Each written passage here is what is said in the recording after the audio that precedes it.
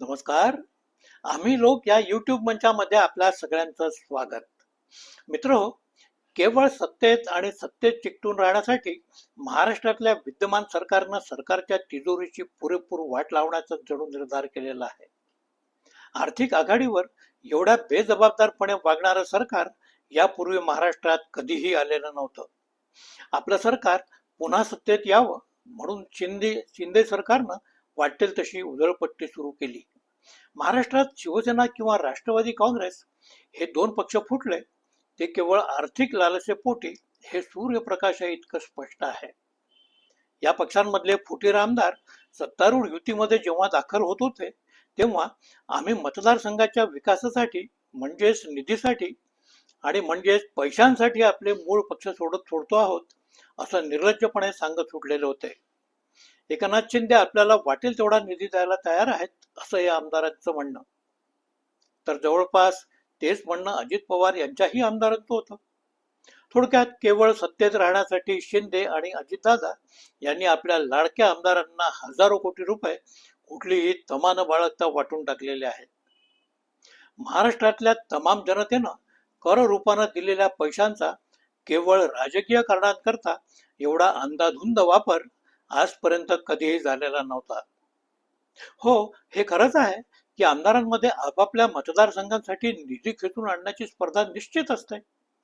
पण कुठलाही विधिनिषेध न बाळगता ताबडतोब आमदारांनी संघातल्या कुठल्या तरी कामासाठी पैसे द्या अशी मागणी करायची आणि सरकारनं दिलदारपणे मुक्त हस्तांनी पैसा वाटायचा.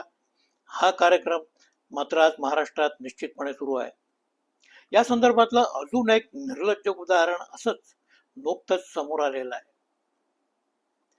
अभिजित अडसूळ हे शिंदे यांच्या सेनेचे राष्ट्रीय सचिव.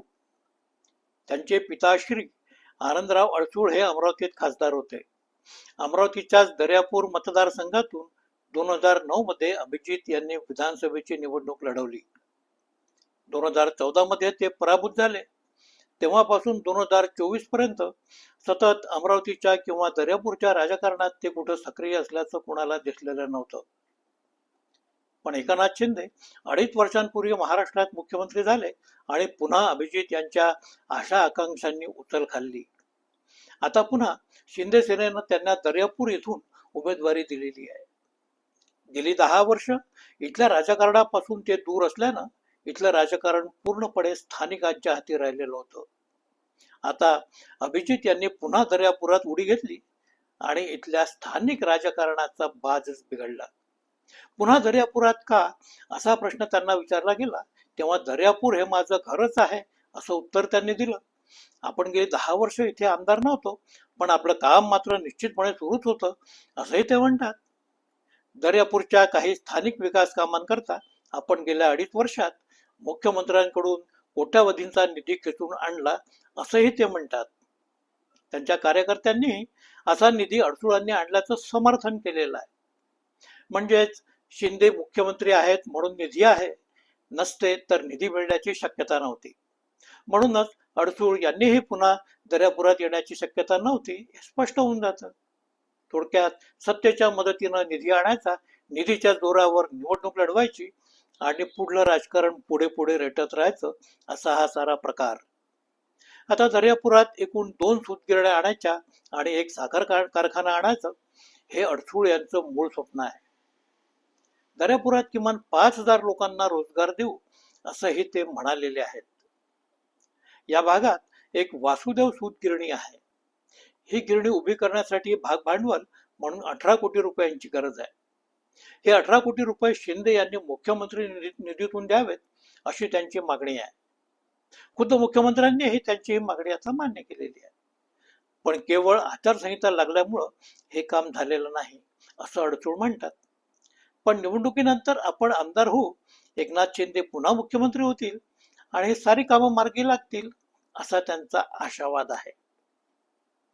हे सगळं ठीक आहे पण प्रश्न एकच आहे की एकनाथ शिंदे मुख्यमंत्री झाल्यानंतरच कसं काय अडसूळ यांचं दर्यापूरवरचं प्रेम उफाळून आलं. तोपर्यंत दर्यापुरात काहीही कामं व्हावीत यासाठी ते नक्की काय करत होते. अडसूळ या आपल्या राष्ट्रीय सचिवांना दर्यापुरातून आमदार व्हावं म्हणून मुख्यमंत्र्यांनी शासकीय तिजोरीची दारं सताड उघडी करून दिली, हेच यातून स्पष्ट होत आहे. ही कथा झाली एकट्या अडसूळ यांची. हा सारा विषय खुद्द अडसूळ यांनी माध्यमांसमोर आणला म्हणून सरकारी पैसा राजकारणासाठी कसा सर्रास वाटला जातो आहे हे आपल्याला कळलं. अडसूळ यांच्यासारखेच शिवसेनेचे अजून 40 आमदार आहेत. त्यांच्यासाठीही शिंदे यांनी सरकारी तिजोऱ्या अशाच उघड्या केल्या असतील हे तर स्पष्टच आहे. तर अशी ही सरकारी पैशांची सरेआम लूट. महाराष्ट्राच्या राजकारणात एवढ्या बेमुरवतखोरपणानं सरकारी निधी कधीही वापरला गेलेला नव्हता. हे असं झालं की कुणीही यावं, एखादा मतदारसंघ ठरवावा, मुख्यमंत्र्यांना पटवावं आणि मुख्यमंत्र्यांनी आपल्या खिशातले पैसे देतो या सहजपणे दान धर्म करून टाकावा, असं काहीसं. लोकशाही राज्यात असा व्यवहार खरंच कुठं कधी हो घातलेला आहे? शिंदे सरकारनं लाडकी बहीण योजना आणली. साऱ्या महाराष्ट्रात योजनेचं स्वागत झालं. लाडक्या बहिणी स्वावलंबी झाल्या. त्यांना मिळालेल्या 7,500 जणू क्रांती घडून आली असं वातावरण आता निर्माण केलं जात आहे. लाडकी बहीणच काय, अशा अनेक योजना शिंदे सरकारनं घोषित केलेल्या आहेत. लोकांची मतं थेट विकत घेण्याचेच हे सारे प्रकार. लाडकी बहीण योजनेत सरकारनं 45,000 कोटी रुपयांची तरतूद केली. योजनेमध्ये आपलं नाव नोंदवण्यासाठी 15 ऑक्टोबर ही शेवटची तारीख. म्हणूनच महाराष्ट्रातल्या निवडणुका कदाचित आयोगानं पुढे ढकलल्या. जवळपास 2.5 कोटी महिलांना योजनेचा फायदा व्हावा असं सरकारचं टार्गेट होतं. ते कदाचित पूर्ण झालं असेल. आयोगानं निवडणुका जाहीर केल्या. ही योजना पुढेही सुरू राहील असं आता म्हटलं जातं. पण त्यात पेच आहे. सध्या केवळ पोर्टलवर अर्ज केला की रजिस्ट्रेशन होतं. ही प्रक्रिया सरळ आहे. त्यामुळे सध्या सरसकट रजिस्ट्रेशन केलेल्या सगळ्या बहिणींना पैसे मिळतात. पण डिसेंबर महिन्यात मात्र या साऱ्या लाभार्थी महिलांची छाननी होईल. ज्या महिलांना योजनेला पात्र नसतानाही लाभ मिळाला अशा महिलांकडून पैसे परत घेण्याची ही प्रक्रिया कदाचित सुरू होईल. इथूनच योजना बंद करणे दृष्टीपथात येईल. 45,000 कोटींची योजना कायमस्वरूपी चालवणं हे कोणत्याही सरकारला शक्य होणार नाही. योजना आणण्यामागे महायुती सरकारचं तसं राजकारण मोठंच आहे. योजनेमुळे आम्हीच कसे महिलांचे कैवारी आहोत हे सिद्ध करता आलं. शिवाय महिलांची मोठ्या प्रमाणावर मतं आपल्याकडे वळवता आली. हे मोठं राजकीय यश. पण एवढं करूनही महायुतीला यश न मिळता महाविकास आघाडीचं सरकार आलं तर खजिना मात्र पूर्ण रिकामा झालेला असेल. शिवाय शिंदे सरकारनं निवडणुकीच्या निमित्तानं सुरू केलेल्या योजना बंद होतील. म्हणजेच आमच्या काळात आम्ही दिलं आणि महाविकास आघाडींना काढून घेतलं असा प्रचार पुन्हा पुढे रेटता येईल. सरकारी खजिन्याचा बेबंद वापर करून भविष्यातलं राजकारण करण्याची सोय महायुतीतर्फे केली जाईल.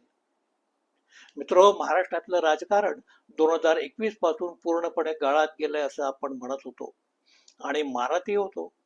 पण आता तर या राजकारणानं महाराष्ट्राच्या अर्थकारणावरच घाव घातलाय.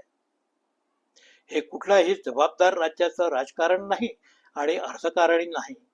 हे असेलच तर केवळ पैशांसाठी राजकारण आणि पुन्हा राजकारणातून वसूल केला जाणारा पैसा असं जीव घेणं सत्ता वर्तुळ आहे.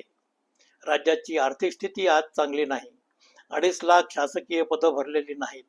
आरोग्य विभागात अनेक पदं रिक्त आहेत. सरकारी रुग्ण उपचार व्यवस्था अक्षरशः बेडवर आहे. कॉन्व्हेंट पासून उच्च शिक्षणापर्यंत सारी शिक्षण व्यवस्था महागडी झालेली आहे.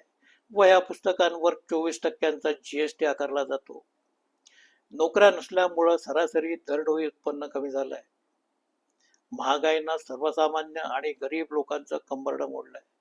शेती उपयोगी साधनं दिवसेंदिवस महाग होत आहेत. या स्थितीत कृषी, शिक्षण आणि आरोग्य या क्षेत्रात अधिकाधिक सरकारी गुंतवणुका व्हायला हव्या होत्या. पण केवळ सत्तेसाठी आणि सत्तेसाठीच आपापलेल्या राजकारण्यांना हा विषय समजणारा नाही. त्यांना तो समजूनही घ्यायचा नाही. सतत बंद पडणाऱ्या सूतगिरण्या आणि आसके देत चाललेल्या साखर कारखानदारीच्या बाहेर निघण्यास तुमचा महाराष्ट्र आजही तयार नाही. उलट लूटमारीचं राजकारण आज जणू नव्या युगाचा मंत्र समजणारे राजकारणी आपल्याला लाभले हे आपलं दुर्दैव. मित्र हो, हे सगळं असंच चालू द्यायचं का? हा निर्णय घेण्याची संधी आपल्याकडे आहे. कुणाला निवडून द्यायचं, कुणाला पाडायचं हे आम्हालाच ठरवायचं आहे. याबाबत आपल्याला नक्की काय वाटतं ते कमेंट्स मध्ये जरूर कळवा. लाईक करा, शेअर करा, सबस्क्राईब करा ही नेहमीची आग्रहाची विनंती. नमस्कार.